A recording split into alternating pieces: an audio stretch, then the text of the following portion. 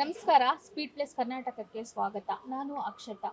ವೀಕ್ಷಕರೇ, 2023ರಲ್ಲಿ ಒಂದಿಷ್ಟು ಕಹಿ ಘಟನೆಗಳು ಕೂಡ ನಡೆದಿದೆ. ಒಂದಿಷ್ಟು ಖುಷಿ ಪಡುವಂತ ವಿಚಾರಗಳು ನಡೆದಿದೆ. ಬನ್ನಿ ಇದ್ರ ಬಗ್ಗೆ ನಾವು ಜನರ ಹತ್ರನೇ ಮಾತಾಡೋಣ.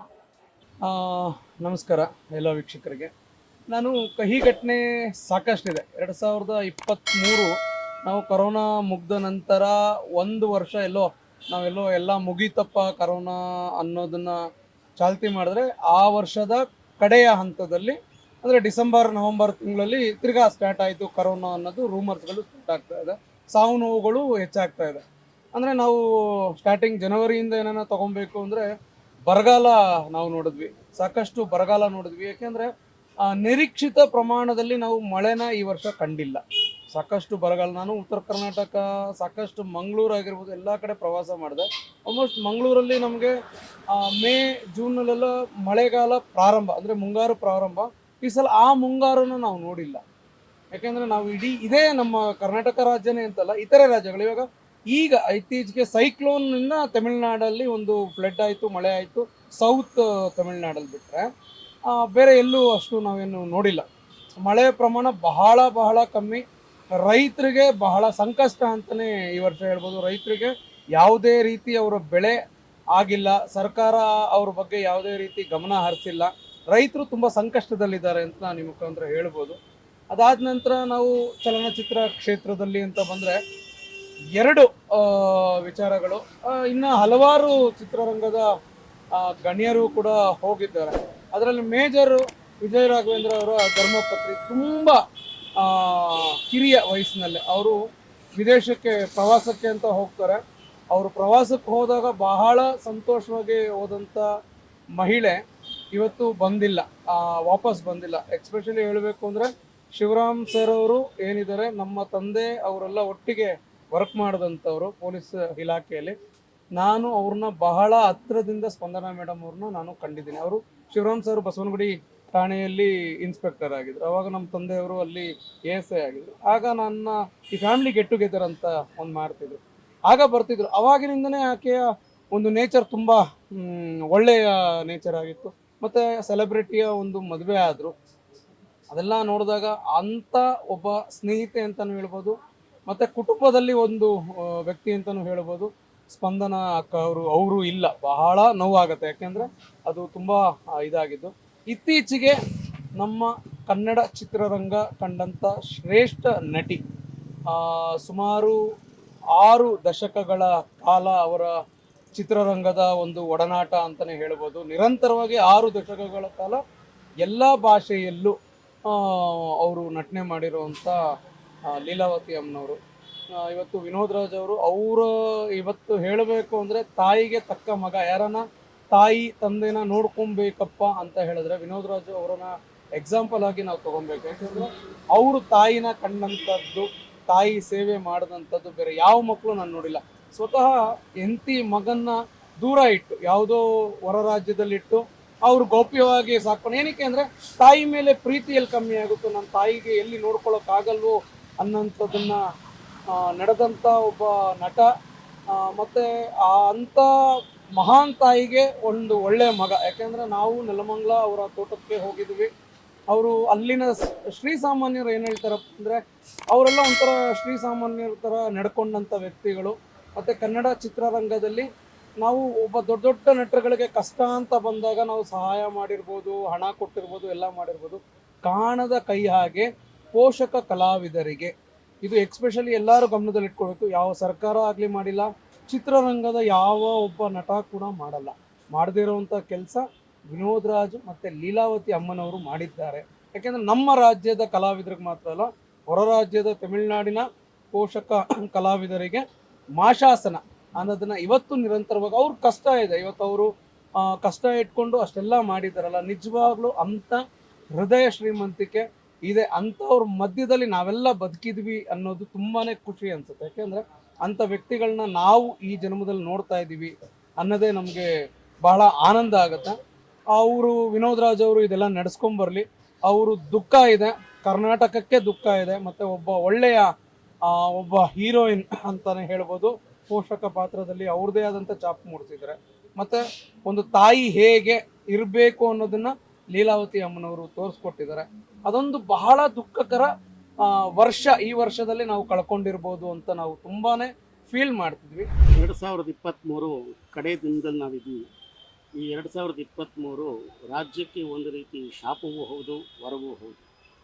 ಶಾಪದ ವಿಚಾರವಾಗಿ ಮಾತನಾಡುವಾಗ ನಾವು ನಮ್ಮ ಜೀವನಾಡಿ, ನಮ್ಮ ಜೀವಜಲ ಕಾವೇರಿಯ ವಿಚಾರದಲ್ಲಿ ನಾವು ಸಾಕಷ್ಟು ಹಿನ್ನಡೆಯನ್ನು ಅನುಭವಿಸಬೇಕಾಗಿತ್ತು. ಇದಕ್ಕೆ ನ್ಯಾಯ ಒದಗಿಸಿಕೊಡುವ ವಿಚಾರದಲ್ಲಿ ಕನ್ನಡ ಪರ ಹೋರಾಟಗಾರರು ನಡೆಸಿದಂಥ ಹೋರಾಟಕ್ಕೆ ಯಾವುದೇ ಜಯ ಸಿಗಲೇ ಇಲ್ಲ. ಆಡಳಿತ ನಡೆಸ್ತಕ್ಕಂಥ ಸರ್ಕಾರ ತನ್ನ ಅಧಿಕಾರವನ್ನು ಉಳಿಸಿಕೊಳ್ಳೋದಕ್ಕೋಸ್ಕರ ಕಾವೇರಿ ಅಮ್ಮನನ್ನು ನೀರಿನ ರೂಪದಲ್ಲಿ ತಮಿಳುನಾಡಿಗೆ ಹರಿದು ಬಿಟ್ಟಿದ್ದು ಈ ಒಂದು ವರ್ಷದ ಅತ್ಯಂತ ದುರಂತದ ಸಂಗತಿ. ನಮಗೆ ಕುಡಿಯಲು ನೀರು ಇಲ್ಲದಿರುವ ಸಂದರ್ಭದಲ್ಲಿ ಪಕ್ಕದವರಿಗೆ ಬೆಳ್ಳಿ ಲೋಟದಲ್ಲಿ, ಚಿನ್ನದ ಲೋಟದಲ್ಲಿ ನೀರನ್ನು ಕೊಟ್ಟದ್ದು ಎಷ್ಟರ ಮಟ್ಟಿಗೆ ಸಮಂಜಸ? ಇದಂತೂ ದೊಡ್ಡ ದುರಂತ.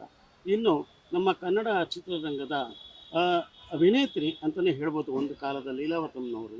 ಅವರು ಜೀವನದ ಚಲನಚಿತ್ರ ರಂಗದಲ್ಲಿ ಅನುಭವಿಸಿದ ನೋವಿಗಿಂತ ಅದರಿಂದ ಆಚೆ ಬಂದು ಎದುರಿಸಿದಂಥ ಸವಾಲುಗಳೇ ಹೆಚ್ಚಾಗಿತ್ತು. ಆ ಸವಾಲುಗಳನ್ನು ಅವರು ಎದುರಿಸಿ ಯಶಸ್ವಿ ಆಗುವ ಮುನ್ನವೇ ಕಣ್ಮುಚ್ಚಿ ಮರೆಯಾದರು. ಅದು ಕೂಡ ಒಂದು ದೊಡ್ಡ ದುರಂತವೇ ಸರಿ. ಇನ್ನೊಂದು, ನಲಿದು ತನ್ನ ಮಕ್ಕಳೊಂದಿಗೆ ಬಾಳಿ ಬದುಕಬೇಕಾಗಿದ್ದಂತಹ ಇನ್ನೊಬ್ಬ ಚಿತ್ರನಟನ ಪತ್ನಿ ಸ್ಪಂದನ ಅವರು ಕೂಡ ನಮ್ಮನ್ನು ಅಗಲಿದ್ದಾರೆ. ಇವೇ ಕಹಿ ಘಟನೆಗಳನ್ನು ಪಟ್ಟಿ ಮಾಡ್ತಾ ಹೋದರೆ ಸಾಕಷ್ಟು ನಮ್ಮ ಮುಂದೆ ಇದೆ. ಇನ್ನು ಸಿಹಿ ಘಟನೆಗಳನ್ನು ಮೆಲುಕು ಹಾಕೋ ಒಂದು ಸ್ಥಿತಿಯಲ್ಲಂತೂ ನಾವು 2023 ಇರಲೇ ಇಲ್ಲ.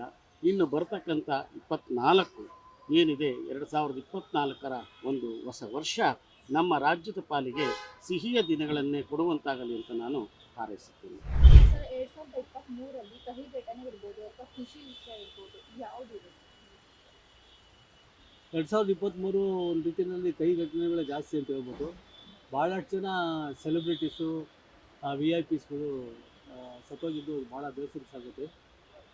ಜೊತೆಗೆ ಕೆಲವೊಂದು ಖುಷಿ ಘಟನೆಗಳು ಆಗಿದೆ. ಮತ್ತು ವಿಶೇಷವಾಗಿ ನಮಗೆ ಭಾಳ ನೋವು ತಂದಿದ್ದು ಅಂದರೆ ಕಡೆವರೆಗೂ ಹೋಗಿ ವಿಶ್ವಕಪ್ ಸೋತಿತ್ತು. ಕ್ರಿಕೆಟಲ್ಲಿ ವಿಶ್ವಕಪ್ಪು ಎಲ್ಲ ಮ್ಯಾಚು ಗೆದ್ದು 9 ಮ್ಯಾಚ್ ಗೆದ್ದು ಕಡೆಯಲ್ಲಿ ಆ ಮ್ಯಾಚ್ ಸೋತಿದ್ದು ಮಾತ್ರ ಮರಿಲಾಗದಂಥ ಘಟನೆ ಆಗೋಯಿತು. ಮತ್ತು ಈ ಒಳ್ಳೆ ಘಟನೆ ಅಂದರೆ ಈಗ ರಾಮ ಮಂದಿರ ಉದ್ಘಾಟನೆ ಆಗ್ತಿದೆ. ಸುಮಾರು 500 ವರ್ಷಗಳ ಹೋರಾಟದ್ದು ಒಂದು ರಾಮ ಮಂದಿರ ಉದ್ಘಾಟನೆ ಆಗಿದೆ. ಆಮೇಲೆ ಕಾಶಿ ಡೆವಲಪ್ ಆಗಿದೆ. ಈಗ ಹಲವಾರು ಹೇಳ್ಕೊಳ್ಳೋಂಥ ಕೆಲಸಗಳು ಚೆನ್ನಾಗಿದೆ. ಆದರೆ ಪ್ರಮುಖರು ಮರಣ ಹೊಂದಿದ್ದು, ಸಾಕಷ್ಟು ಚಲನಚಿತ್ರಗಳು ನೆಲ ಕಚ್ಚಿದ್ದು, ಇವೆಲ್ಲವೂ ಮರೆಯೋಕ್ಕಾಗಲ್ಲ. ಮತ್ತು ಸುಮಾರು ಒಂದು 15-20 ಪಿಕ್ಚರ್ಗಳು ಕ್ಲಿಕ್ ಆದವು, ಅದೊಂದು ಕಡೆ. ಆದರೆ ಹೆಚ್ಚಿನ ಸೋಲ್ ಕಂಡಿರೋದೇ ಭಾಳ ಬೇಜಾರು. ಮಿಕ್ಕಾದಂಗೆ ಈಗ ರಾಜಕೀಯ ಏರುಪೇರಾಗಿರೋದು ಅದು ಸಹಜ. ಅದು ಮಿಕ್ಕಿದೆಲ್ಲ ಸರಿ. ಹಾಗಾಗಿ ಮಳೆ ಇವೆಲ್ಲ ಸೇರಿಕೊಂಡು ಮತ್ತು ಬರ, ಹಣಕಾಸಿನ ಒಂದು ಇವತ್ತು ಸಾಕಷ್ಟು ಜನ ಹಣಕಾಸು ತೊಂದರೆ ಪಡ್ತಿದ್ದಾರೆ. ಮತ್ತು ಎಷ್ಟೋ ಜನಕ್ಕೆ ಎಂಪ್ಲಾಯ್ಮೆಂಟ್ ಅಂದರೆ ಇದಿಲ್ಲ, ಏನಂತಾರೆ, ಕೆಲಸಗಳು ಸರಿಯಾಗಿ ಸಿಗ್ತಾ ಇಲ್ಲ. ವಿದ್ಯಾವಂತರಿಗೆ ಅವ್ರದ್ದೇ ಆದಂಥ ಓದಲಿಕ್ಕೆ ಸಹಾಯ ಹಸ್ತನೂ ಸಿಗ್ತಿಲ್ಲ.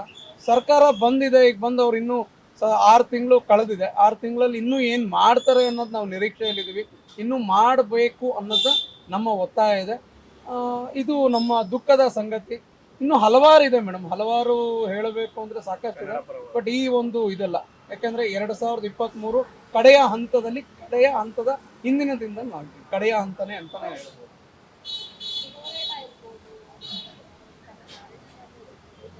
ಮೇಡಮ್, ಅದೇ ನಾನು ಹೇಳೋದ್ನೆಲ್ಲ ಸಾಕಷ್ಟು ಬಂದಿದೆ. ಈ ಹೋರಾಟ ಅಂತಲೇ ಬಂದಾಗ ಪ್ರಪ್ರಥಮವಾಗಿ ನಾವು ಕಾವೇರಿ ಹೋರಾಟನ ತೊಗೊಬೋದು. ಈ ವರ್ಷದಲ್ಲಿ ಕಾವೇರಿ ಹೋರಾಟ ನಾವು ಮೊದಲು ಕೈಗೆಟ್ಕೊಂಡಿದ್ವಿ, ಅದಕ್ಕೋಸ್ಕರ ಬಂದ್ ಮಾಡಿದ್ವಿ. ಏನಕ್ಕೆ ಅಂದರೆ ನಮ್ಮ ಕರ್ನಾಟಕಕ್ಕೆ ನಾವು ಬಂದಾಗ ನಾವು ಕನ್ನಡಿಗರಾಗಿ ನಾವು ನಿಜವಾಗ್ಲೂ ನಾಚಿಕೆಗೇಡು ಅಂತಲೇ ಹೇಳ್ಬೋದು. ಅದೊಂಥರ ದುಃಖನೇ ಅಂತ ಹೇಳ್ಬೋದು. ಯಾಕೆಂದರೆ ಪ್ರತಿ ಸಲ ಯಾವುದೇ ಸರ್ಕಾರ ಬಂದರೂ, ಯಾರೇ ಮುಖ್ಯಮಂತ್ರಿಗಳಾದರೂ, ಯಾವುದೇ ಪಕ್ಷ ಇದ್ರೂ ಕರ್ನಾಟಕಕ್ಕೆ ಹಿನ್ನಡೆ ಅಂತೂ ಆಗಿದೆ ಮೇಡಮ್. ಯಾಕೆಂದರೆ ನಾವು ನೀರಿಗಾಗಿ ಹೋರಾಡ್ತಾ ಇದ್ವಿ, ಭಾಷೆಗಾಗಿ ಹೋರಾಡ್ತಾ ಇದ್ವಿ, ನೆಲದ ಸಂಸ್ಕೃತಿಯ ಸೊಗಡಿಗಾಗಿ ನಾವು ಹೋರಾಡ್ತಾ ಇದ್ವಿ. ಇದು 3ಕ್ಕೂ ಕಡಿವಾಣ ಹಾಕುತ್ತೆ ಈ ಸರ್ಕಾರಗಳು. ಯಾಕೆಂದರೆ ಅವರೆಲ್ಲ ಕನ್ನಡಿಗರೇ, ಬೇರೆ ಯಾರು ಹೊರಗಿನ ಜನ ಅಲ್ಲ. ನಮ್ಮ 28 ಸಂಸದರು ಯಾರಿದ್ದಾರೆ ಅಷ್ಟೂ ಜನ ಕೂಡ ಕನ್ನಡಿಗರೇ ಆಯ್ಕೆ ಮಾಡಿರುವಂಥವ್ರು. ಇವಾಗ ಬರ ಬಂತು, ಮತ್ತು ಫ್ಲಡ್ ಆಯಿತು. ಲಾಸ್ಟ್ 2022 ಫ್ಲಡ್ ಆಯಿತು. ಯಾವುದೇ ರೀತಿ ಕೇಂದ್ರ ಸರ್ಕಾರದಿಂದ ಹಣ ಬಂದಿಲ್ಲ. ನಾವು ಹೇಳ್ತಾರೆ, ಎಷ್ಟೋ ಜನ ಹೇಳ್ತಾರೆ ನನಗೆ ಹಣ ಬಂತು, ನಿಮ್ಗೇನು ಗೊತ್ತು, ಸಾಮಾನ್ಯರಿಗೆ ಏನು ಗೊತ್ತು. ಮೇಡಮ್, ಒಬ್ಬ ಸಾಮಾನ್ಯ ಮನುಷ್ಯನಿಗೆ ಇವತ್ತಿನ ಟೆಕ್ನಾಲಜಿ ತಿಳಿಸುವಂಥಷ್ಟು, ಅವನಿಗೆ ಅರ್ಥೈಸುವಂಥಷ್ಟು ಒಂದು ಪರಿಜ್ಞಾನ ಇಲ್ಲದೆ ಹೋದ್ರೆ ನಿಮ್ಮಂಥ ರಾಜಕಾರಣಿಗಳು ಯಾಕೆ? ಸಾಮಾನ್ಯ ಜನರ ಕೈಲಿ ಅಧಿಕಾರ ಕೊಡಿ, ಅವ್ರು ನಡೆಸ್ಕೊಂಡು ಹೋಗ್ತಾರೆ. ಆ ಥರ ಹೋರಾಟ ಅಂತ ಬಂದಾಗ ಪ್ರಪ್ರಥಮವಾಗಿ ಕಾವೇರಿ ಹೋರಾಟ ಆಗಿರ್ಬೋದು, ಇತ್ತೀಚೆಗೆ ನಾವು ನಾಮಫಲಕದ ಹೋರಾಟ ಏನು ರಕ್ಷಣಾ ವೇದಿಕೆಯವರು ಕೈಗೆತ್ತಿಕೊಂಡಿದ್ದಾರೆ ನಾರಾಯಣಗೌಡ ಅವರ ನೇತೃತ್ವದಲ್ಲಿ, ಅದು ಒಂದು ದೊಡ್ಡ ಹೋರಾಟ ಅಂತಾನೆ ಹೇಳ್ಬೋದು ಈ ವರ್ಷದಲ್ಲಿ. ಯಾಕೆಂದ್ರೆ ಅವೆರಡು ಹೋರಾಟಕ್ಕೆ ನಾವು ನಾಂದಿ ಹಾಡಬೇಕು. ಅಂದ್ರೆ ಈ ವರ್ಷದ ಇವತ್ತಿಗೆ ನಾಂದಿ ಹಾಡಿದ್ರೆ ಬಹಳ ಒಳ್ಳೆಯದು. ಮುಂದಿನ ವರ್ಷದಿಂದ ಇದು ಯಾವುದು ಇಲ್ಲದೆ ಇರೋದು. ಕರ್ನಾಟಕದಲ್ಲಿ ಕನ್ನಡ ನೆಲ, ಭಾಷೆ, ಜಲಕ್ಕೆ ನಾವೆಲ್ಲ ಬದ್ಧವಾಗಿರ್ಬೇಕು ಅಂತ ನಾನು ನಿಮ್ಮ ಮುಖಾಂತರ ಹೇಳ್ತೀನಿ. ಬೇರೆ ಮೇಡಮ್, ಖುಷಿಯಾಗಿರುವಂಥ ವಿಚಾರ ಏನಪ್ಪ ಅಂದರೆ, ಸರ್ಕಾರ ಬಂದಿದೆ, ಗೃಹಲಕ್ಷ್ಮಿ ಯೋಜನೆ ಅನ್ನೋದು ಏನು ತಂದಿದೆ, ಹೆಣ್ಮಕ್ಳಿಗೆ ಖುಷಿಯಾಗಿದೆ. ನಮಗಂತೂ ಏನು ಖುಷಿಯಾಗಿಲ್ಲ. ಎಕ್ಸ್ಪೆಷಲಿ ಹೇಳಬೇಕು ಅಂದ್ರೆ ನಮ್ಗೆ ಯಾವುದು ಖುಷಿಯಾಗಿಲ್ಲ. ಗೃಹ ಜ್ಯೋತಿ ಕೊಟ್ಟಿದ್ದಾರೆ, ಗೃಹಲಕ್ಷ್ಮಿ ಕೊಟ್ಟಿದ್ದಾರೆ, ಮಹಿಳೆಯರಿಗೆ ಉಚಿತವಾಗಿ ಬಸ್ ಪ್ರಯಾಣ ಕೊಟ್ಟಿದ್ದಾರೆ. ಅದು ಖುಷಿಯ ಸಂಗತಿ. ಯಾಕೆಂದರೆ ನಾವು ಯಾವುದೇ ವಿಚಾರವಾಗಾದರೂ ಜನಗಳ ಶ್ರೀಸಾಮಾನ್ಯರಿಗೆ ಅನುಕೂಲ ಮಾಡಿಕೊಡ್ಬೇಕು. ಒಂದು ಆರ್ಗನೈಸೇಷನ್, ಇವಾಗ ಒಂದು ಸರ್ಕಾರ ಅಂದರೆ ಒಂದು ಆರ್ಗನೈಸೇಷನ್ ಅಂತಾನೆ ನಾವು ಕರೆಯುವಂಥ ಇದು. ಏನಕ್ಕೆ ನಾವು ಸರ್ಕಾರದಲ್ಲಿ ಇದು ಮಾಡ್ತೀವಿ? ಸರ್ಕಾರ ಅಂದರೆ ನಾವು ಭಯ ಪಡಬಾರ್ದು. ಎಷ್ಟೋ ಜನ ಏನು ಮಾಡ್ತಾರೆ, ಸರ್ಕಾರ ಅಂದರೆ ಭಯ ಪಡ್ತಾರೆ. ಭಯ ಪಡಬಾರ್ದು. ಯಾಕೆಂದರೆ ನಮ್ಮ ಪ್ರತಿನಿಧಿಗಳವರು ನಾವೆಲ್ಲ. ನಮಗೆ ಏನಂದರೆ ನಮ್ದು ಇವತ್ತೇನೋ, ಇವಾಗ ನಾನು ಎಕ್ಸಾಂಪಲ್, ನಾನೇನೋ ಕೆಲಸ ಮಾಡ್ತೀನಿ, ಇನ್ನು ಇತರರು ಅವ್ರವ್ರ ಕೆಲಸ ಮಾಡ್ತಾರೆ.